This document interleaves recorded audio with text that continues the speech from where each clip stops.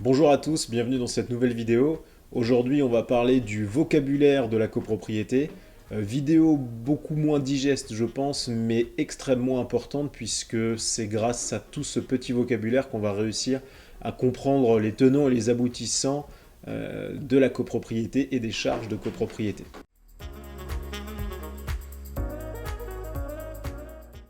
Avant de commencer à parler définition, je tenais à vous dire que cette vidéo, elle va être coupée en deux parties.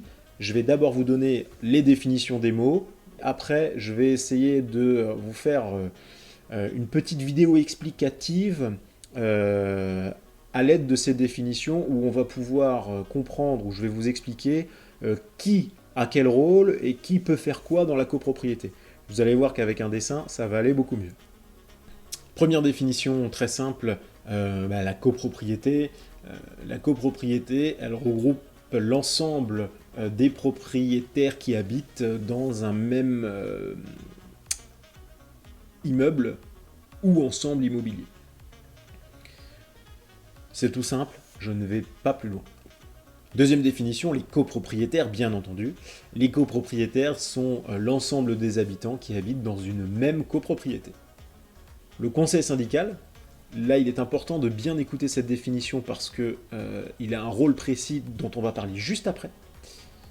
Donc le conseil syndical, ce sont les représentants des copropriétaires auprès du syndic de copropriété. Le conseil syndical est composé de plusieurs personnes. Je passe naturellement au syndic.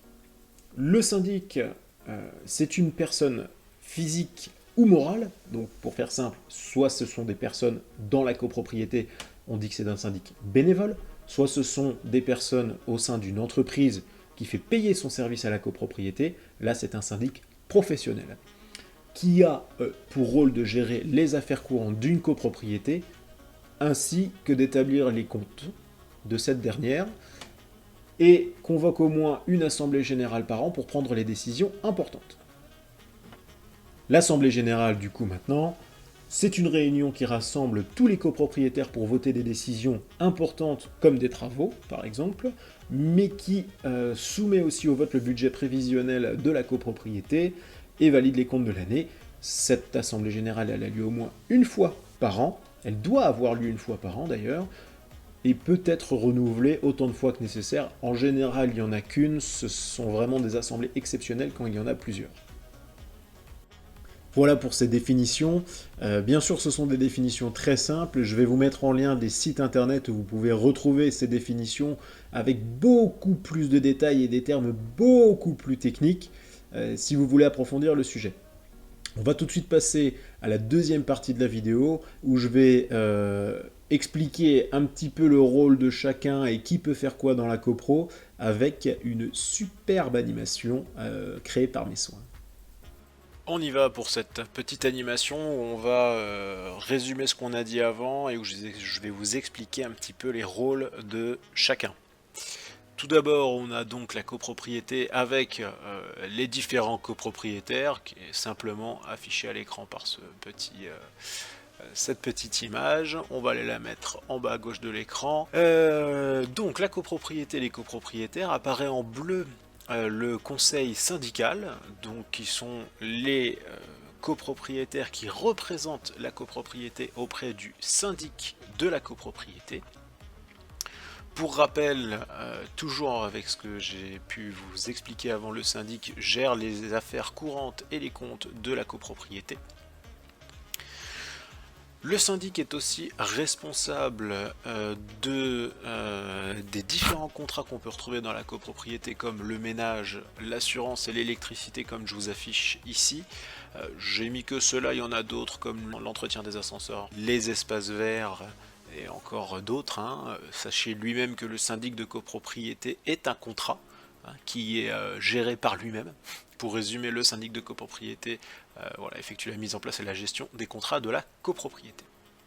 Voilà en gros comment aujourd'hui fonctionnent les copropriétés, et dans ce schéma très simple, on peut vite comprendre que finalement le syndic il gère à peu près tout et que le conseil syndical et la copropriété en règle générale est assez peu consulté finalement. Cela dit, il faut bien se rappeler que le conseil syndical peut se prononcer sur les contrats et procéder à leur changement, si besoin est, et que ce même conseil syndical contrôle le travail du syndic et l'assiste dans ses tâches, comme je vous l'affiche ici. Donc là, on se rend bien compte que le conseil syndical, il a un pouvoir extraordinaire dans la copropriété, même si ce n'est pas lui qui va effectuer la mise en place des nouveaux contrats, qui va les signer, et même si ce n'est pas lui qui va faire le travail du syndic, et il est normalement le client privilégié, on va dire, du syndic, hein, même si le syndic de copropriété est le client, a pour client l'ensemble de la copropriété, le conseil syndical en est le représentant. Donc c'est lui qui doit pouvoir décider, quand il le souhaite, de changer les choses. Le conseil syndical peut donc se prononcer sur les contrats et procéder à leur changement, et il est même libre de faire appel à des professionnels, ou en tout cas des personnes qu'il juge utiles, pour renégocier ces contrats. Et c'est là que mon intervention prend du sens, puisque moi je suis dans mon activité présent pour conseiller les conseils syndicaux sur les différents contrats qui peuvent être mis en place dans leur copropriété. Alors la plupart d'entre eux ont déjà des contrats en place qui sont mis en place par le syndic, mais comme vous pouvez le constater ici, les contrats ne sont pas payés par le syndic, ils sont bien payés par la copropriété. Donc le syndic n'étant pas le payeur des contrats, il ne va pas mettre en place forcément les contrats les meilleurs marchés pour la copropriété. Et donc grâce à mon intervention, on peut diminuer le montant de ces contrats.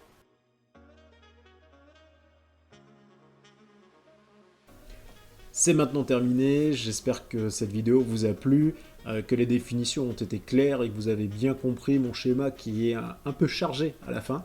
Et je vous remercie de m'avoir suivi et je suis agréablement surpris de voir qu'il y a un certain engouement autour de ces petites vidéos explicatives. Je vous invite à les partager et à les commenter, à les liker, voilà, à faire que du bonheur avec.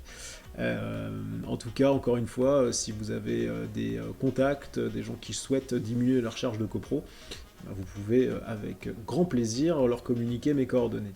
Je vous dis à une prochaine fois, je ne vous dis pas le thème de la prochaine vidéo puisque, pour être honnête, je ne sais pas quel thème je vais aborder encore, mais ce sera toujours avec autant de plaisir que j'aborderai un thème précis sur lequel j'espère que je vous donnerai assez d'informations. À une prochaine fois.